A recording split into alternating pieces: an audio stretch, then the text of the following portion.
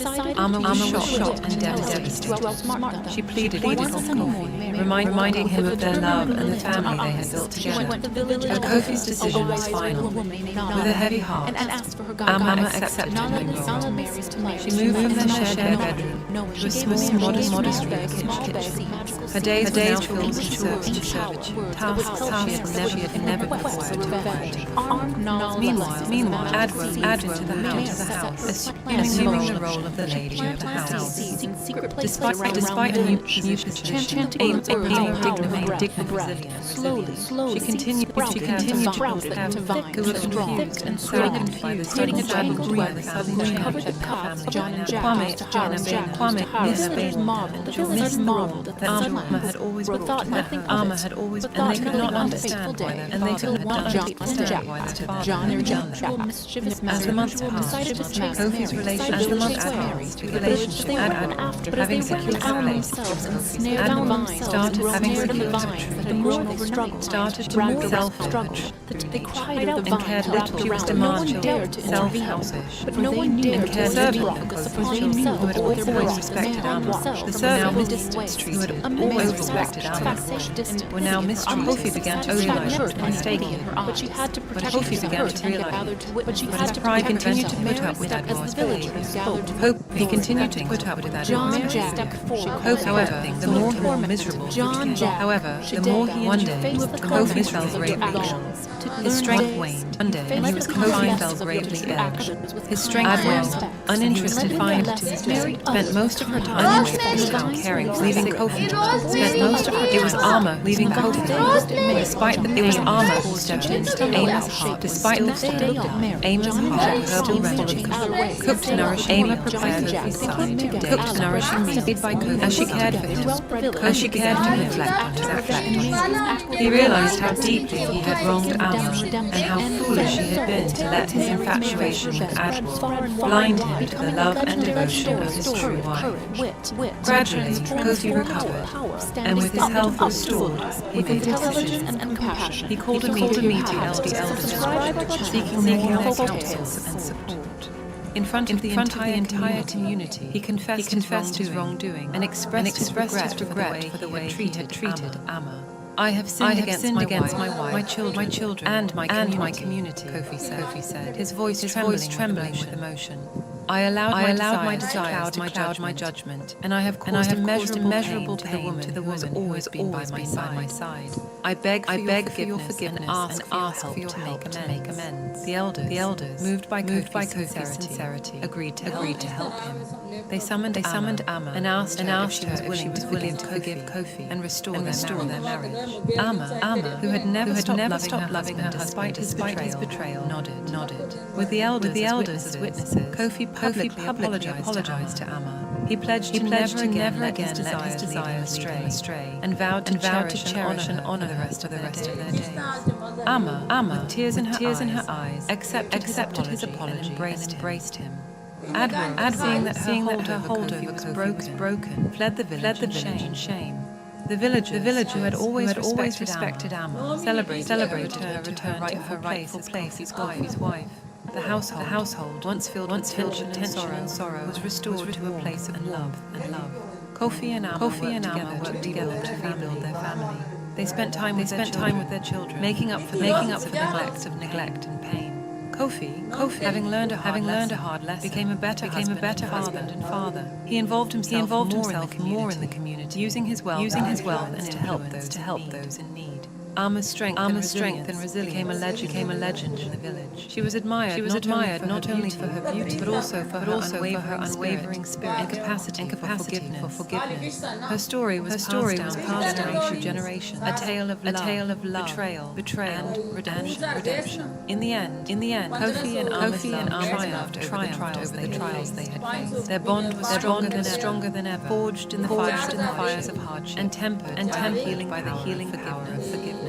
Their tales served as a reminder that true love endures, even in the face of the greatest challenges, and that it is never too late to seek redemption and make amends.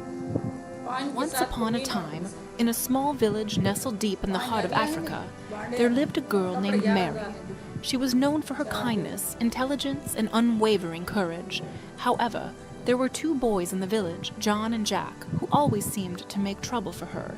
They would tease her, play pranks on her, and make her life miserable whenever they could. Mari, despite her brave facade, was secretly afraid of John and Jack. They were bigger and stronger than her, and their constant harassment had taken a toll on her spirit. But Mary was not one to back down easily. She knew that she had to stand up for herself, no matter how daunting the task seemed. One day, as Mary was walking home from the village well, with a heavy pot of water balanced on her head, John and Jack appeared out of nowhere. They laughed and jeered at her, making crude jokes and taunting her. Mari's heart raced with fear, but she kept her eyes down and ignored them, determined not to let them see her weakness.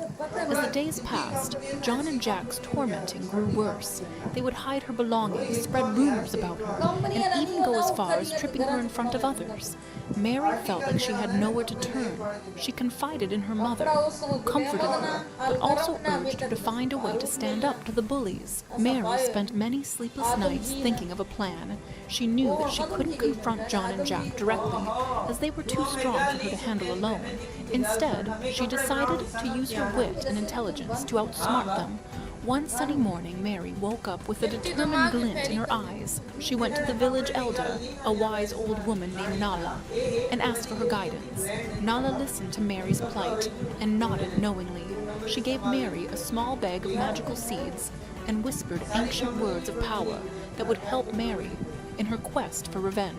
Armed with Nala's blessings and the magical seeds, Mary set her plan in motion. She planted the seeds in secret places around the village, chanting the words of power under her breath.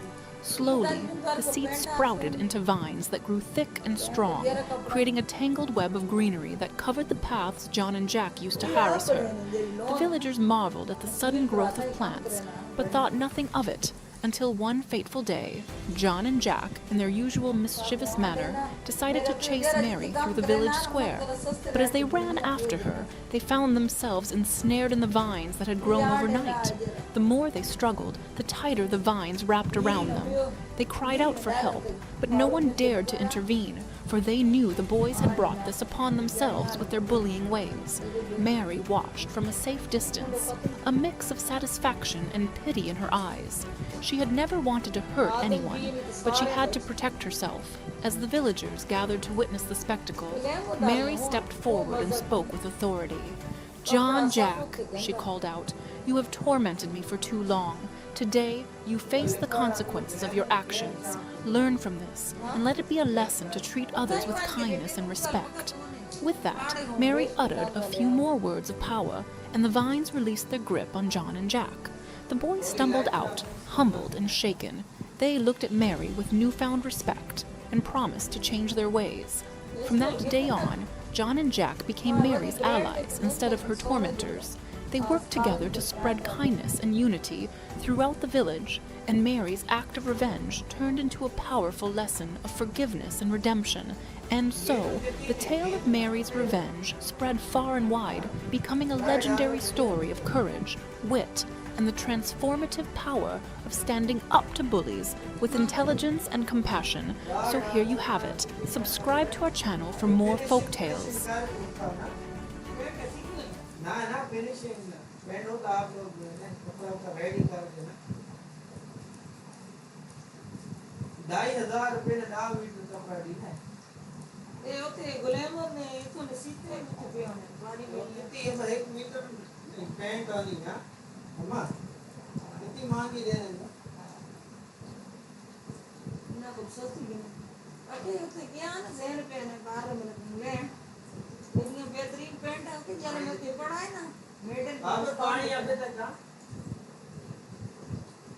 Nestled deep in the heart of Africa, there lived a girl named Mary. She was known for her kindness, intelligence, and unwavering courage.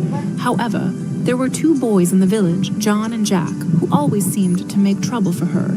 They would tease her, play pranks on her, and make her life miserable whenever they could. Mari, despite her brave facade, was secretly afraid of John and Jack. They were bigger and stronger than her, and their constant harassment had taken a toll on her spirit.